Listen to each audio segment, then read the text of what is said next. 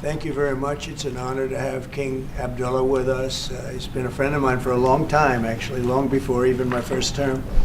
And we've had a great relationship. He's a great gentleman, a great leader, and does a fantastic job in his country.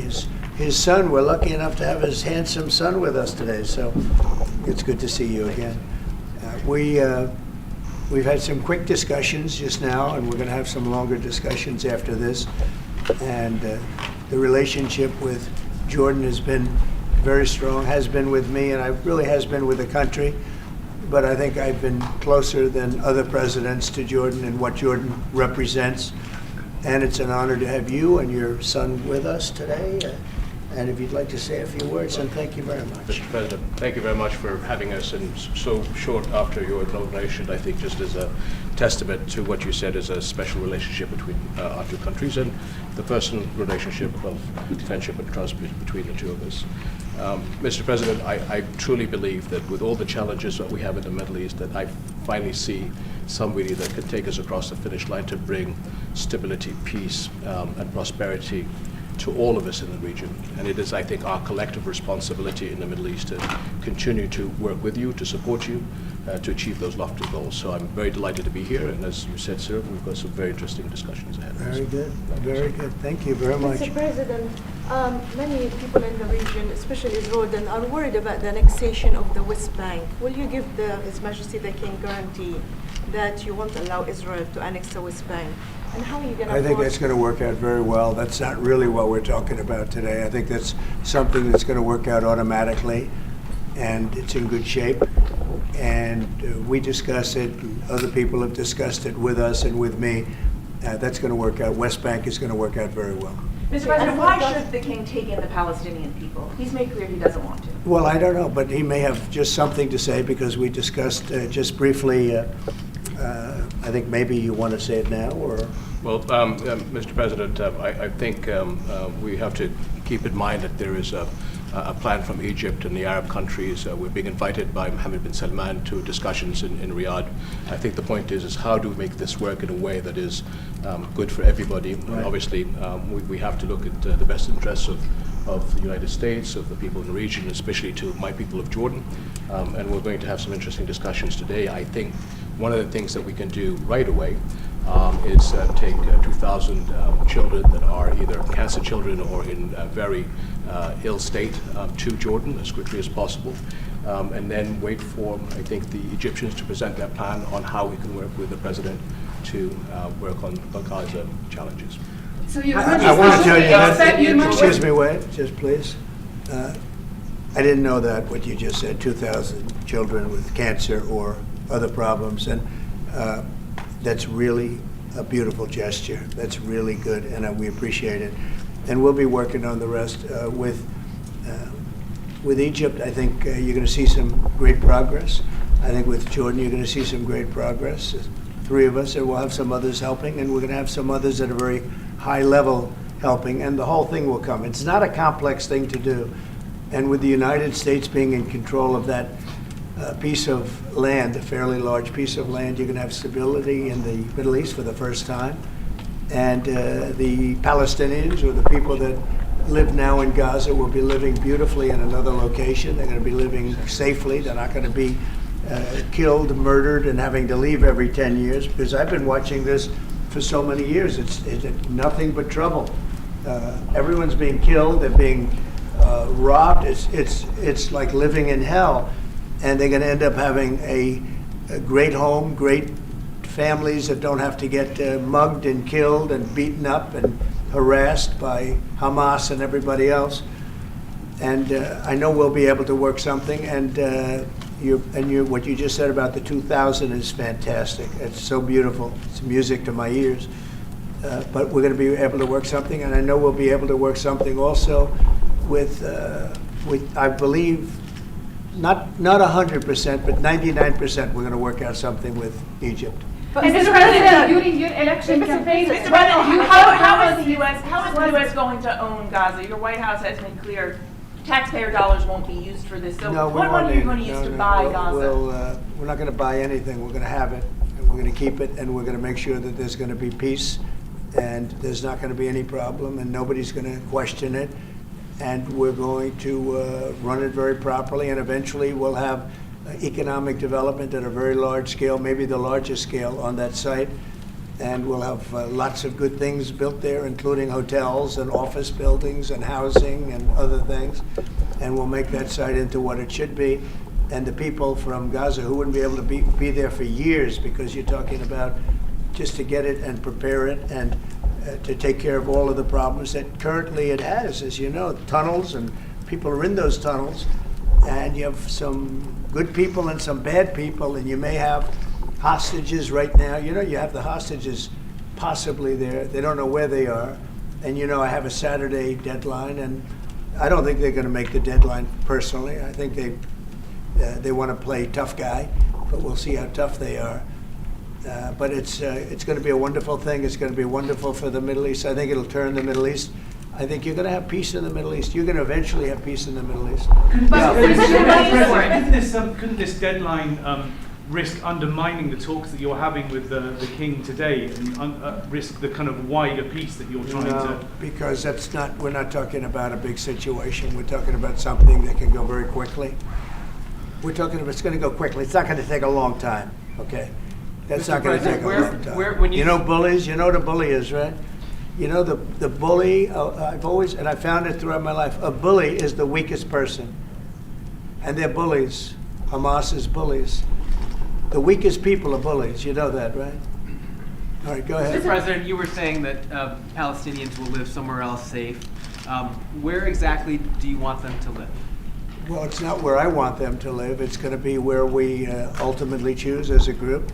And I believe we'll have a parcel of land in Jordan. I believe we'll have a parcel of land in Egypt. We may have someplace else, but I think when we finish our talks, we'll have a place where they're going to live very happily and very safely. And, you know, don't forget, they only want to be on the Gaza Strip because they don't know anything else. They've never had an alternative. And they don't want to be on the Gaza Strip, but they have no choice. They have to be. And they're being killed there at levels that nobody's ever seen. No place in the world is as dangerous as the Gaza Strip. They don't want to be there. They have no alternative. When they have no alternative, not one person will want to stay where they are. Nobody wants to stay there. They're living in hell. It's a death trap. Mr. President, how do you know that the Palestinians don't want to leave their land? Some people say this is ethnic cleansing. You won't be able to force them to leave their land. We're moving them to a beautiful location where they have new homes, where they can live safely, where they'll have doctors and medical and all of those things, and I think it's going to be great. Yeah, any questions? King Abdullah, what do you think about the U.S. taking over the Gaza Strip? Do you want to see the U.S. own the Gaza Strip? Well, I think, as I said earlier, the president is looking at Egypt coming to present their plan. As I said, we will be in Saudi Arabia to discuss how we can work with the president and with the United States. So I think let's wait until the Egyptians can come and present it to the president and not get ahead of ourselves. And is there a parcel of land, Jordan, that you're willing to have Palestinians? Well, I think what we said, I have to look at the best interests of my country. I think the president is very happy that we do this thing with 2,000 children as quickly as possible. And again, I believe that the president is looking forward to getting a group of us Arabs here to discuss the overall plan. And last question, the 2,000 children, are those from the Gaza Strip? Absolutely, from the Gaza Strip. Are you willing to change your mind, Mr. That's President? from the Gaza Strip, the 2,000. Are you willing to change your mind if you hear the Egyptian and the Arab plan end of the month? If they present you something different, are you open? I think we sort of have gone down the line. We know pretty much what is going to be presented. And I think it's going to be something that's going to be magnificent for the Palestinians. They're going to be in love with it. I did very well with real estate. I can tell you about real estate. They're going to be in love with it. But Mr. President, does it concern you that moving 2 million people from there? It's a very small number of people relative to other things that have taken place over the decades and centuries. It's a very small number of people. And they're living a terrible life. Look at the way they're living now. Nobody's living like that in the entire world. They're living under buildings that are mostly fallen down and will continue to fall down.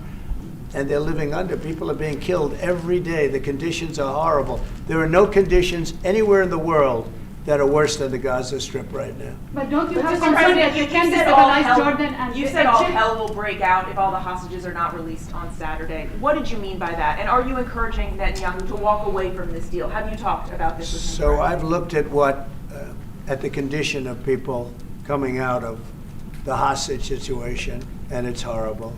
I looked at the before and after yesterday. 3 young men. One is dead now, as you know, the older gentleman who died, which everybody said he was alive and well. He's dead. But the 3 young men, and I looked at them from a short while ago, and I looked at them now. They are emaciated. They look like Holocaust survivors. They looked. I mean, they'll get better, but they're in rough shape. They were treated really badly, and we've heard things from them since. And I think the reason that Hamas is playing so cute is because they saw the reaction to these 3 people that came out, and the other ones. Look, the one young lady had her hand blown off practically, and they were not in great shape either. But she's missing her fingers and a big part of her hand. You know what she did? She was stopping a bullet that was aimed at her. She went like that, then it blew off her hand.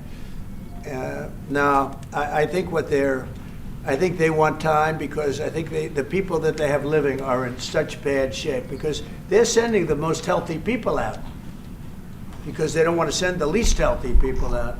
And there was an uproar when they saw the people from yesterday. So these people are, so I don't want to do 2 and then we do another 2 in another week and then we do 4 in 3 weeks. No. They either have them out by Saturday at 12 o'clock or all bets are off. Mr. President, Mr. President, would you still consider withholding aid to those countries if they don't accept your plans to accept? Well, I don't want to say that, because we've had such a good relationship and we're doing so well just in the short time that we've been talking. I mean, the king just made a statement. I didn't ask him to do that, about literally saving 2,000 young children from the Gaza Strip.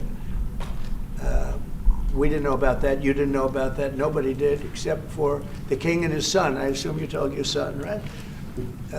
And I just thought it was great. Now, I think we'll do something. I don't have to threaten with money. We contribute a lot of money to Jordan and to Egypt, by the way, a lot, to both. But I don't have to threaten that. I think we're above that. I do believe we're above that. So.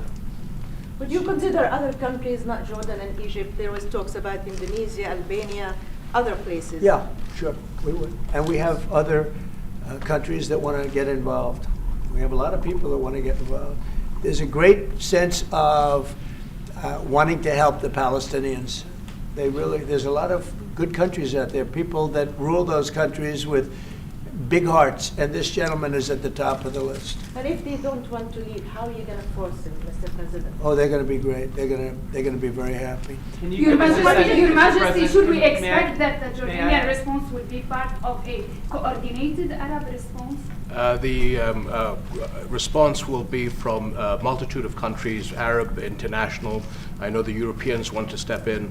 And again, we'll probably have to look to the help of the United States to make sure that COGAT, which is the clearing agency on the Israeli side, makes it as efficient as possible, because 2,000 kids, the best way to get to them is by helicopters and get them straight to our institutions. And I also believe that quite a few countries would also probably like to take some of those kids and have them treated in their hospitals. So Now, we this hope to should have launch been this done. ASAP. Yes, and that's right. This should have been done by the Biden administration, but they didn't do anything. They didn't know what the hell they were doing. So this should have been done by the Biden administration. This should have never happened, because October 7th would have never happened if I were president. Zero chance of happening. You wouldn't have had that whole mess where the Middle East got blown up, and you wouldn't have had Ukraine and Russia fighting. That would have never happened. And by the way, we're making good progress there, I think. I really think we're making some very good progress. Mr. President, President, you is said your team, before are you that putting the in charge U.S. of it? would buy Gaza, and today you just said we're not going to buy Gaza. We're not going to have to buy. We're going to have Gaza. We don't have to buy. There's nothing to buy. We will have Gaza. What does that mean? No reason to buy. There is nothing to buy. It's Gaza. It's a war-torn area. We're going to take it. We're going to hold it. We're going to cherish it. We're going to get it going eventually where a lot of jobs are going to be created for the people in the Middle East. It's going to be for the people in the Middle East, but I think it could be a diamond. It could be an absolute tremendous asset for the Middle East. And you're going to have peace. It's going to bring peace in the Middle East.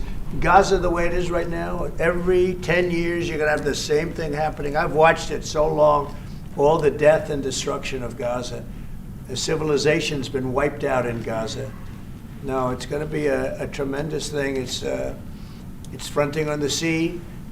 It's going to be a great economic development job. It's going to put people to work, a lot of people to work. And those people are all going to be from the Middle East. And just to follow up with one on that for King Abdullah, can you clarify again, sir, how do you feel about the U.S. taking Gaza, as the president said? Well, again, this is something that we, as Arabs, will be coming to the United States with something that we're going to talk about later to discuss all these options. And Mr. President, take it under what authority? It is sovereign territory. Under the U.S. authority. And Mr. President, would you seek to personally develop property in Gaza after this? No, no. I've had a great career in real estate. Mr. I President, don't, you know, when you've done what I've done in the last number of years, including the 4 years that we should have been doing something else, frankly, because people see that now for sure. But when you've done what I've done, you can just do more good for people when you're president. When you're president, we can do things. This is all things that should have been done, but actually things that shouldn't have had to be done. Gaza, absolutely, it would have been so great if the Biden administration would have started this. But actually, in all fairness to them, they should have never let it happen. It did happen, and because of the fact that they let this happen, this catastrophe of October 7th, something like this becomes practical and very real, meaning the development and all of the things that I've talked about with respect to the Gaza Strip. If you didn't have the October 7th catastrophe, and it was a horrible catastrophe, then probably you wouldn't be talking about that. But the only thing I can say is this is going to bring stability and peace to the Middle East. And ultimately, when it's developed, which will be in quite a while from now, because we want to let things calm down. But when it's developed, it's going to bring tremendous numbers of jobs to the Middle East, including the people of your country. So Mr. President, what if it does not bring peace to the Middle East? There are many Palestinians, even though you say that everything is going to be beautiful, everything is going to be lovely, and they're not going to want to go back. There are going to be people who want to go back and feel like that it is their right to do that. You haven't said, will there be any type of repercussions or anything that happens? We don't think that's going to happen. We think people are going to be very happy, thrilled. A lot of those people that you're talking about are going to end up maybe living there and maybe working there, but it'll be in a different form. We have had tremendous support for this project, and we think the biggest asset of the project is going to bring peace ultimately to the Middle East. All right. Mr. President, one last question. Go ahead, behind you. You've asked enough. Mr. President, one of your promises on the campaign trail is to bring peace to the Middle East. It was a promise to your voters, Arab voters here. The Arab voters in the United States oppose this. What do you say to that? Well, you know, if you look at Michigan, where we have a large Arab population, as you know, I was just telling the king that we won. As you know, I won the Arab population. Now, when I started off, I wasn't leading, and when I finished, a few months later, we started campaigning in Michigan. And when I finished, we won it by a tremendous amount, by 30 points. So my relationship with the Arab population has been fantastic, and my relationship with the Middle East is very good with all the countries, just about all the countries. Let's see, I would say all the countries. And they all want to do something, and they want to see peace in the Middle East. All the stories you hear about the Middle East not really wanting peace, that they want war, they want this, they want to go a certain place. Let me tell you, those stories are false. They want to have peace. I know them all very well. They want to have peace. They want to have a good life like other people. And this will be a big factor in bringing peace to the Middle East. Thank you very much, everybody. All right, guys. Thank you, guys. Let's go, press.